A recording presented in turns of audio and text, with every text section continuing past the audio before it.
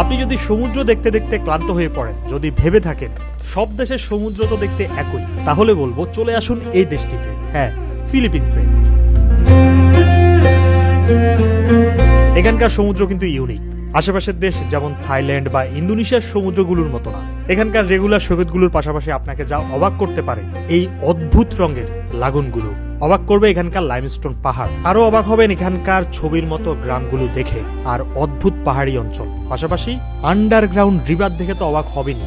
আমি টানা 17 দিন এই দেশটা ভ্রমণ করেছি। বুঝতে পারছেন, এই 17 দিনে আমি এই দেশটির প্রায় সব ধরনের সৌন্দর্য দেখার চেষ্টা করেছি। এখন বলতে পারেন যে আপনার ট্যুর প্ল্যানে কোন কোন জায়গা আসলে ছিল। প্রথমে ছিল ম্যানিলা, তারপর করন, এলনিডো, ওয়েট্রা প্রিন্সেসা সিটি, সেবু, বহল, মোলবোল। দেখতে থাকুন আমাদের এই ফিলিপিন সিরিজ, কথা দিলাম অবাক হবেনি।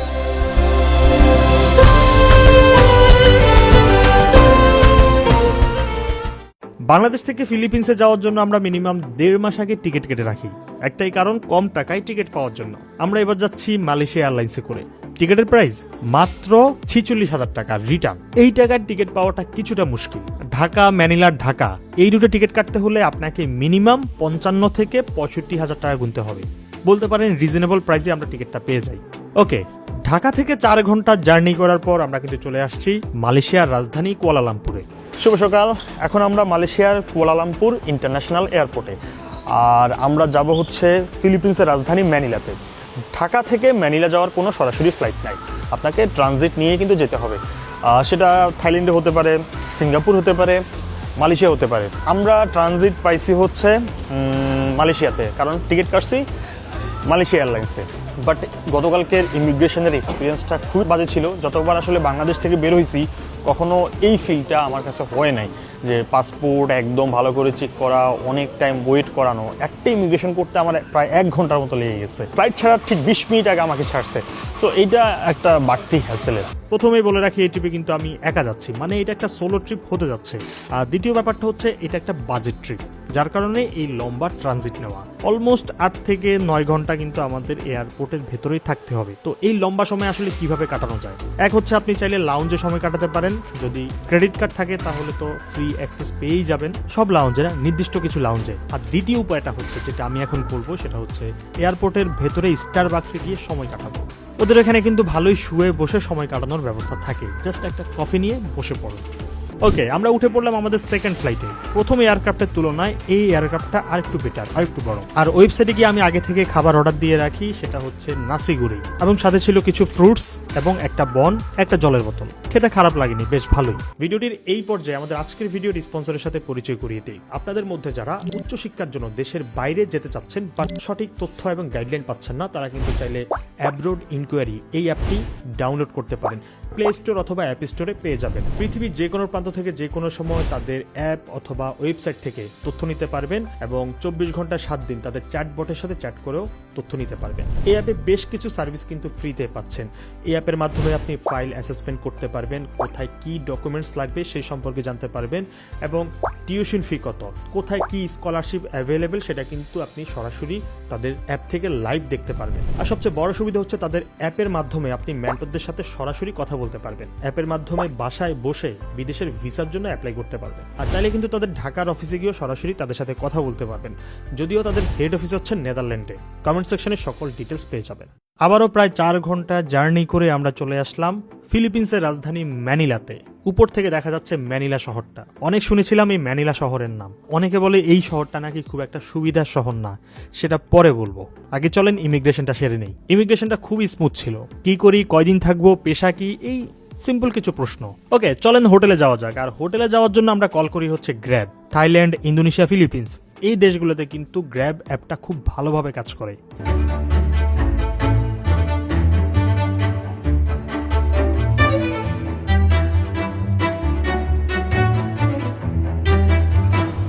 ফাইনালি আমরা চলে আসছি আমাদের হোটেলে। অলমোস্ট 22 ঘন্টার জার্নি। ঠিক আছে, তো চলেন হোটেলটা দেখাই। হোটেল বলতে একটা অ্যাপার্টমেন্ট, একটাই রুম, ভাড়া পড়ছে 3,000 টাকা। 3,000 টাকা। একটা বিষয় মনে রাখবেন, ফিলিপিন্সে কিন্তু ওই ইন্দোনেশিয়া বা থাইল্যান্ডের মতো কম টাকায় আপনি হোটেল পাবেন না, মোটামুটি বাংলাদেশের মতো এক্সপেন্সিভ। তো চলেন আমরা আমাদের রুমটা দেখি। খুবই সিম্পল, যেহেতু আমি একজন থাকবো, এই ট্রিপটা যেহেতু আমি একা করতেছি, বাজেটের ভিতরে একটা রুম নিছি। এই একটা বেড, দুজন থাকতে গেলে খুবই কষ্ট হবে, একজনের জন্য ঠিক আছে। আর একটা সোফা, বেডসাইড টেবিল, পেন্টিং আছে, এসি, বিশাল বড় একটা টিভি। রুম অনুসারে টিভিটা একটু বড় হয়ে গেছে।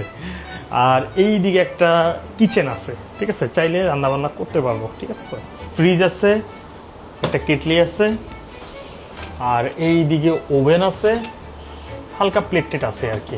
এখন ক্ষুধা লাগছে, খাইতে হবে, চলেন নিচে যাই। আমরা আমাদের হোটেলের নিচে খুবই সুন্দর একটা খাবারের হোটেল পেয়ে গেছি। হোটেল বলতে ওইখানে ওই ফ্রাইড রাইস, 2টা চিকেন, এটা হচ্ছে একটু ঝাল, এটা হচ্ছে রেগুলার ওই আমাদের দেশের কী বলো KFC-তে যে চিকেনটা পাওয়া যায় ওইটা। দামটা রিজনেবল মনে হয়েছে আমার কাছে, 95 পেসো, অলমোস্ট বাংলাদেশি টাকা 200 টাকার মতো। তো এখন পর্যন্ত প্রাইস রিজনেবল মনে হচ্ছে। খায়া দেখি, এই হচ্ছে এটার দাম হচ্ছে 200 টাকার মতো বাংলাদেশি টাকা। Good morning.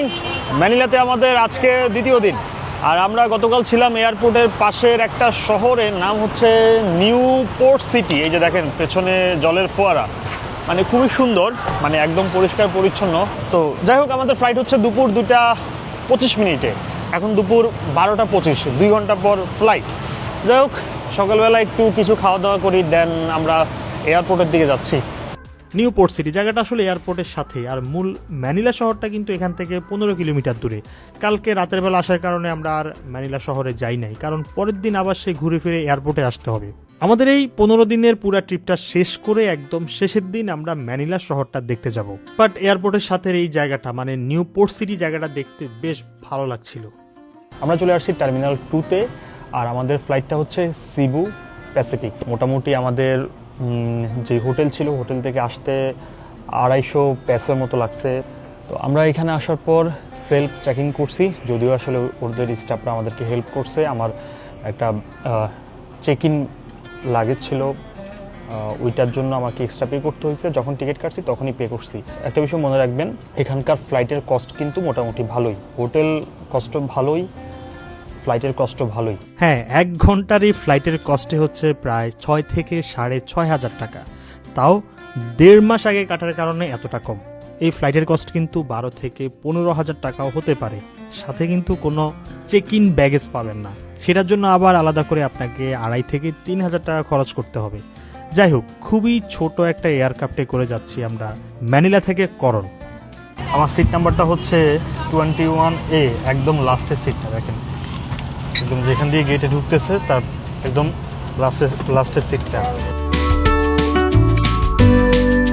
তো ফাইনালি আমি চলে আসছি প্রায় লম্বা একটা জার্নি শেষ করে, ঢাকা থেকে অলমোস্ট 30 থেকে 35 ঘন্টা জার্নি শেষ করে চলে আসছি ফিলিপিন্সের ফ্রান্সিসকো বি রিয়াস এয়ারপোর্টে, যেটা হচ্ছে করনে। চলেন এখন আমরা আমাদের হোটেল অথবা হোস্টেলের দিকে যাই। খুব বাজে একটা ব্যাপার হচ্ছে, এই এয়ারপোর্টে কোনো ওয়াইফাই নাই। আমি ভাবছিলাম যে এখানে আসার পর হোটেল বুক করব বা গ্র্যাব ডাকবো, ওয়াইফাই নেই। ভাবা যায় একটা এয়ারপোর্টে ওয়াইফাই থাকবে না। সো প্রথমে আমি ট্রাই করছি হচ্ছে 20,000 পেসো, সেটা উঠে নাই। 15,000 দিছি, সেটাও উঠে নাই। 10,000 দেওয়ার পর উঠে গেছে, এবং 10,000 পেসোতে বাংলাদেশি কাটছে হচ্ছে 24,995 টাকা আমার কার্ড থেকে। সো বুঝতে পারতেছেন মোটামুটি আপনি ডাবল আর কি। করন এয়ারপোর্টটা খুব একটা বেশি বড় না, হাতে গোনা কয়েকটা ফ্লাইট চলাচল করে, যার কারণে সবসময় আপনি এয়ারক্রাফটে নেমে গাড়ি পাবেন না। টুকটাক কিছু শাটল সার্ভিস চলে, সেগুলোতে করে আপনাকে শহরে আসতে হবে। তো সেই ধরনের একটা শাটল সার্ভিসে করে শহরে আসি, এবং এসে এই রুমটা ভাড়া করি পার ডে 2,000 টাকা করে। ছোট্ট একটা রুম, ভাবা যায় 2,000 টাকা, একজন থাকতে বেশ কষ্ট হবে। আগামী 2 দিনের জন্য রুমটা বুক করে বের হয়ে পড়ি খাবারের সন্ধানে। এখানে খাবারের দোকান খুবই কম, যে কটা আছে এইটাতে আপনি খাবার মতো অবস্থা নাই, মানে আমরা বাংলাদেশিরা খাবার মতো অবস্থা নাই। বাট এখানে একটা পাইছি ম্যাকডোনাল্ডসের মতো, বাট এখানে নাকি ম্যাকডোনাল্ডসও আছে, খুঁজে পাই নাই। তো এখানে মানে একটা পাইছি, জুলিবি নামে একটা শপ, মোটামুটি ভালো মানের। এইখানে আমরা অর্ডার করছি হচ্ছে যে একটা ফ্রাইড চিকেন, 2টা রাইস, সাথে একটা ওয়াটার দিছে। তো হচ্ছে এখানকার খাবার দাবার। আমার মনে হয় যে আগামী যে কয়দিন থাকবো আমাকে এটা খাইয়ে চলতে হবে। করন শহরটা দেখার পর আপনি কিছুটা হতাশ হবেন, কারণ এটা কিন্তু ওই থাইল্যান্ড, ইন্দোনেশিয়ার ট্যুরিস্ট প্লেসগুলোর মতো এত উন্নত কোনো শহর না। তবে প্রাকৃতিকভাবে কিন্তু করন অনেক সুন্দর। হাতে গোনা কয়েকজন ট্যুরিস্টের দেখা আপনি এখানে আসলে পাবেন, তবে লোকালদের দেখাই বেশি পাবেন। আগামীকাল ঘোরাঘুরির জন্য আমরা একটা ট্যুর প্যাকেজ বুক করছি। এটা হচ্ছে, আমি যদি দেখাই আপনাদেরকে, এখানে অনেকগুলো ট্যুর প্যাকেজ অ্যাভেলেবেল আছে, যেমন সুপার আলটিমেট ট্যুর। মানে আপনি মোটামুটি মানে করনে যদি আসেন, মানে আপনাকে এই ট্রিপটা করলে আপনার করন ট্রিপটা মোটামুটি হয়ে যাবে। তো এইখানে বেশ কয়েকটা লেক আছে। স্পেশাল দুইটা জিনিসের কথা বলবো। বারাকোডার লেকটা কিন্তু অবশ্যই দেখার চেষ্টা করবেন। এইটা এই জায়গার খুবই আইকনিক একটা লেক। আর এটা হচ্ছে টুইন লাগুন। এই দুইটা জিনিস অবশ্যই আমরা দেখব। সো এখানে প্রাইস কত? 1900 পেসো, বাট আমি এটা বুক করছি 1400 পেসো দিয়ে।